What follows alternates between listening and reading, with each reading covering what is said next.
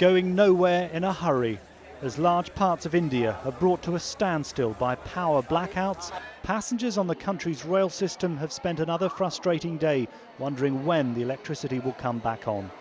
For a nation that relies on its railways, the disruption was enormous.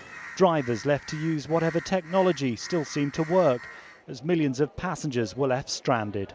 I'm waiting for last 1 hour for the metro, and it is the story being repeated. Yesterday there was a major breakdown, and again today there's a major breakdown. There's nobody to give an explanation. In case you've just tuned in, the big story: we continue to report a complete failure of the Northern Electricity Grid for the second time in 2 days. For those still with electricity to watch television, the sheer scale of this power blackout and the number of people affected is making headline news. The northern supply grid went down again at around 1:05 p.m. local time. 25 minutes later, the eastern and northeastern grids also collapsed. 20 out of India's 28 states had blackouts, affecting 670 million people.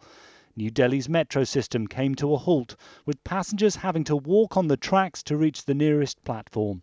Hospitals in Kolkata were forced to use backup generators for several hours, and hundreds of miners in Burdwan were trapped after the power supply to run the lifts underground failed. 3 states are being blamed for drawing too much power from their grids. I have put in all my people at the job. The power grid chairman is working. Now we are getting power from the western region and some other places.